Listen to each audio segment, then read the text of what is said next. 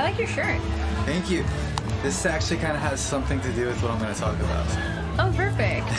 I wasn't actually going to include anything with it, but I might as well now. Yeah, might as well. Like I said, like this is just something to get people started with. But if you have something already that's like interesting you, if you don't mind just starting with your name. My name's Austin. Thank you, Austin. And did you want this story to be anonymous or? It doesn't need to be. Okay, perfect. Well, I like your shirt. Did you want to start there? Yeah, so let's describe the shirt. Yes. So it's a tie-dye t-shirt that sort of looks like it's underwater. It's like blue and white, and it has a mermaid on the front, and her hair is like floating in the water, and she's kind of got a meditative look. And there's fishes in her hair, but they're also kind of like surrounding her.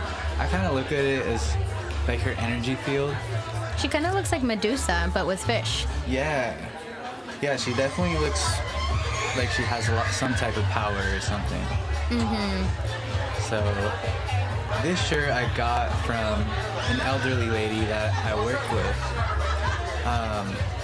She is part Cherokee, and she recently just became a part of the low-income housing facility that I work with. And yeah, me and her just had something connected between us, and we became good friends. And she invited me to her house and was showing me like all this cool art that she's collected, and she's very in tune with nature. She has a lot of like shells, and she's like knows all about these different types of plants and things. And Was that an interest of yours already that you felt like you connected with her, or was it something that like she kind of like opened your eyes up? the plants. Yeah, nature, all the things you're mentioning. Yeah, I think that's why she decided to talk to me so much, because She saw you had an interest. yeah, well, the place I work at is an urban farm, and it's a really cool place. It's called the Terrace Foundation, and it's located on the west side, across the street from Lecumberri High School or middle school. Oh, okay. Yeah, I think I've seen it. Yeah, I went to La Cumbre. oh, nice. It's like a garden? Yeah, so you've probably seen the community garden when you drive by, but behind that we have an urban farm that has aeroponic towers. Yes, We I've grow- seen them. Okay, cool. Yeah, we grow a bunch of herbs, and we have a regenerative soil garden that's organic, and then we do microgreens. And a lot of that produce goes towards supporting the people that live in the low-income housing that's on site there. And that's where I met this lady that we built a connection and a friendship. And yeah, she's just had a bunch of these shirts like sitting in her drawer that she said she's never really worn. That is so cool. Yeah, she's like, there's a ton of really cool residents there that have the most interesting stories, because they're all seniors who have lived life. And like one of the guys, his name's Rudy, and he grew up in Los Angeles and like got affiliated with gangs at a very young age, and he like had to get out of the gangs by joining the military, and his parents signed off that he was 18 when he was 16, just to help him get out of the gang thing, gang areas. And then he ended up becoming very successful as I guess it would be called he did like hairstylist, like he was a beauty stylist kind of thing. And he built his whole business and like moved to Santa Barbara and started a whole business and became really successful. That's so cool. I'm not sure what happened, because now he lives at the low-income housing facility, but yeah, there's a lot of people like that there that have just really interesting stories. I think it's really wonderful and important to listen to elder stories, because they've lived through so much, and I feel like that's like a lost art in itself, where sometimes folks are just too caught up in their own age group, and they Yeah. forget that like these elders have really important gems of wisdom and stories to share with us. Definitely. It's really helped me like kind of step out of my comfort zone and realize that too. I've worked there for about 2 years, and I've really tried to be like as friendly as I can and have conversations with them. And I've just realized like they're just like it's really easy to relate or connect with them because they want to talk to you. They want to share their stories, you know, because they know they have things that could probably help you out. So it's really cool to be able to interact with them, and yeah, that's kind of partly what I wanted to talk about. What we're doing at this nonprofit.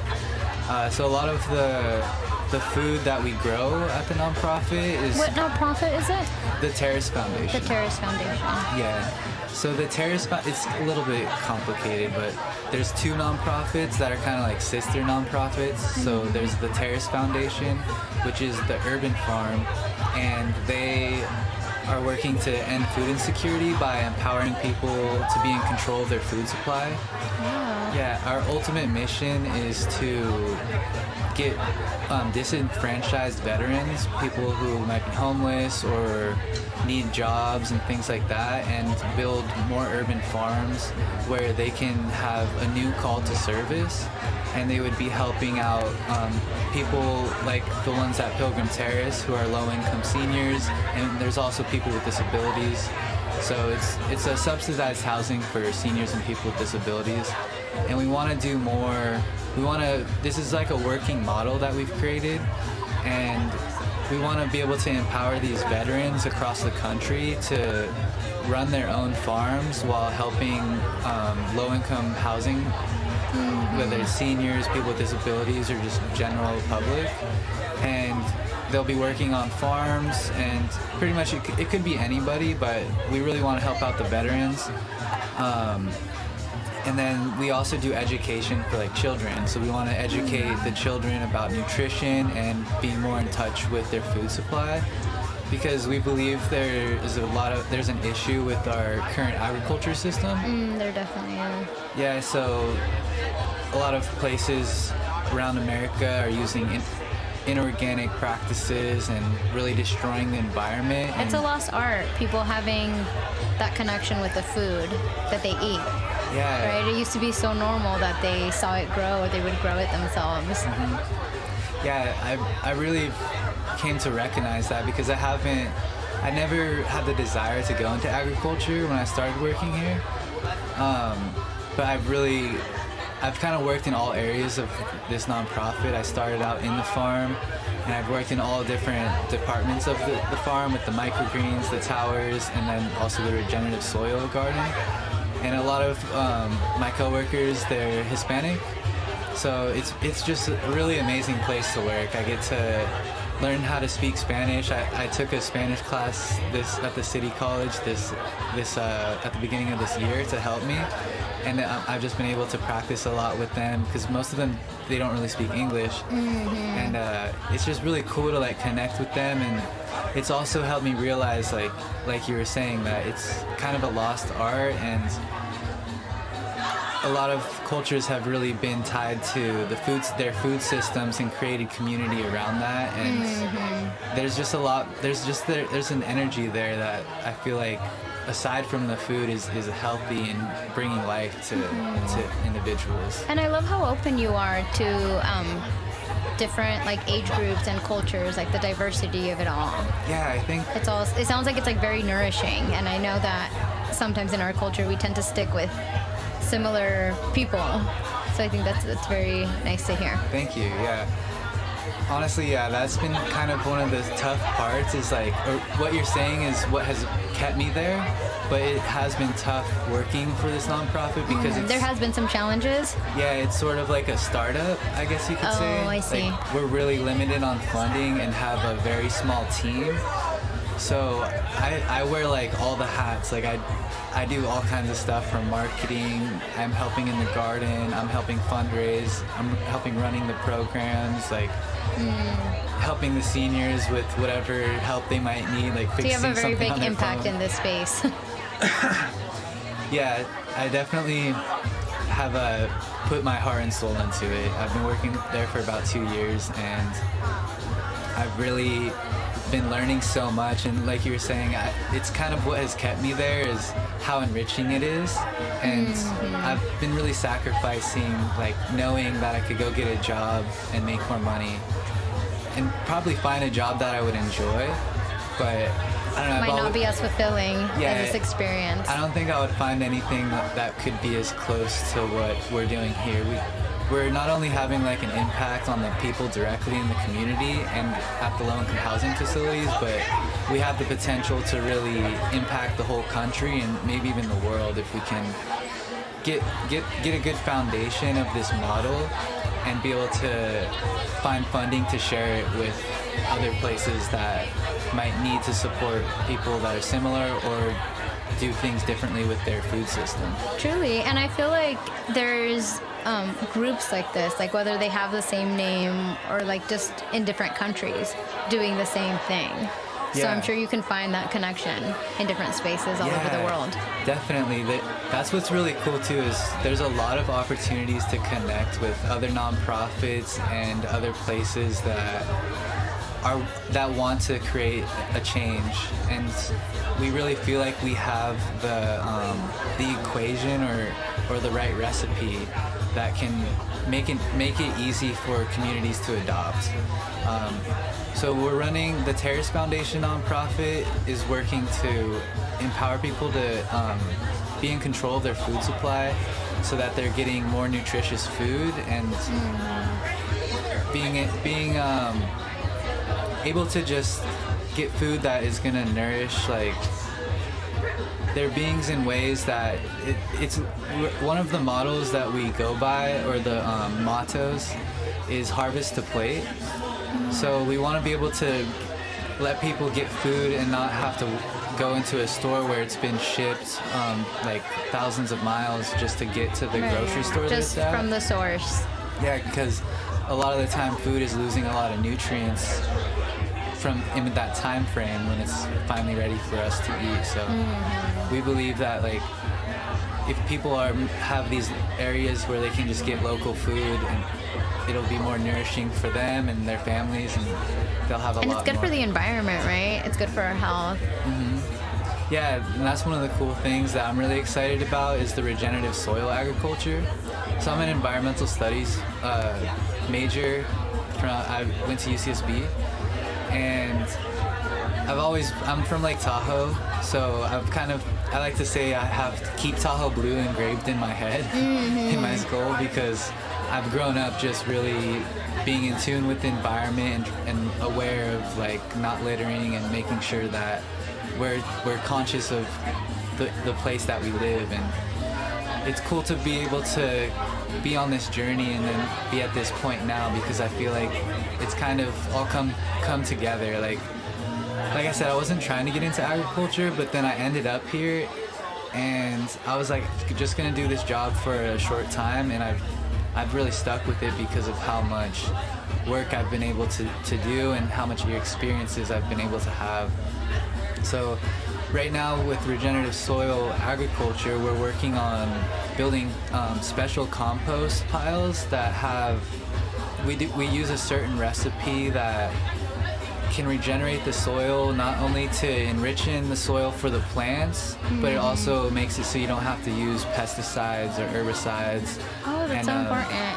Yeah, you're able to grow more food with this type of compost. There's so much interconnected into this space. Yeah. Different causes. Yeah, and it's like the farm that we work at is really cool. It's like a permaculture. Have you heard of permaculture before? I think so. Do you mind describing it? So it's kind of like we're creating an ecosystem. So there's not just like a monocrop farm, like I guess how a lot of farms across the country are, and just in the world, where they're growing one type of food and then just mass producing that to ship to other places. We're using different plants that can kind of work together. That can with coexist. Each other. Yeah. Oh, okay. And you're able to grow more like that in a smaller space. I know. So I'm Mexican, and I know that for us, it's the three sisters. It's corn, beans, and squash. Oh yeah. I think I learned something about that. Right. They all like thrive off of each other. Like the beans, the beans go around the corn. The squash does something with the soil. Yeah, it like fixates the soil, and it's very different from the like typical farming that is done. Yeah, and that's kind of where like we've lost touch with nature, like you were saying, and it's because of, I guess, capitalism. You could blame capitalism because people want to create more so that they can make more money. And so they'll focus on the one crop that they can produce a ton of and use these methods that aren't sustainable to grow it faster and bigger and things like that. Right. Sometimes the most profitable isn't the most nourishing or the thing. You know, it's like art in itself. Like sometimes, you know, you're doing it for like the process. Yeah, it's not very equitable. It's more focused around yourself and what you can get from it. It's not about what you can do for the person you're growing it for. Right. It's not through the lens of money, but through another system of value, I guess. Yeah. So it's really been a fun journey so far, and yeah, I just kind of wanted to share what that was all about because I feel like it's a really unique thing that's happening here in Santa Barbara. Definitely. And we're not only trying to help the seniors and people with disabilities on site, but like I said, we're located on the west side, and you could say that the west side is a food desert. There's some studies that kind of say that. To me, sometimes I feel uncomfortable saying that because Santa Barbara's so small, and I know there's like a lot of food opportunities here, but there's studies that do say that, and there are people that are low income in the west side and other parts of Santa Barbara that could use support, that have they can use these urban farms to really get nourishing food.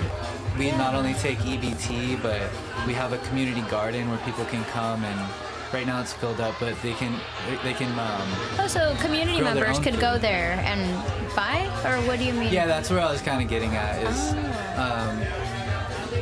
the program is not only helping the people on site, but we're trying to help the entire community with food that they can be healthier. And wonderful. Yeah, well, thank you so much for sharing. It sounds like it has like such a wonderful ripple effect on the community. Yeah, and do you mind sharing your name one last time? My name's Austin.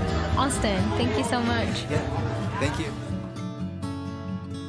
We have all received a gift, an expected or anticipated gift for a birthday, anniversary, retirement. Each time we receive that gift, whether it meets our expectation, we feel something. Happy, sad, disappointed. The gifts that are unexpected, unconditional, small or large, have the potential of changing the trajectory of a life. Someone pays for your groceries when you're out of money, leaves you a big tip just when you think you can't afford your rent. Those are the gifts that ease our fears, make us grateful, and want to help others.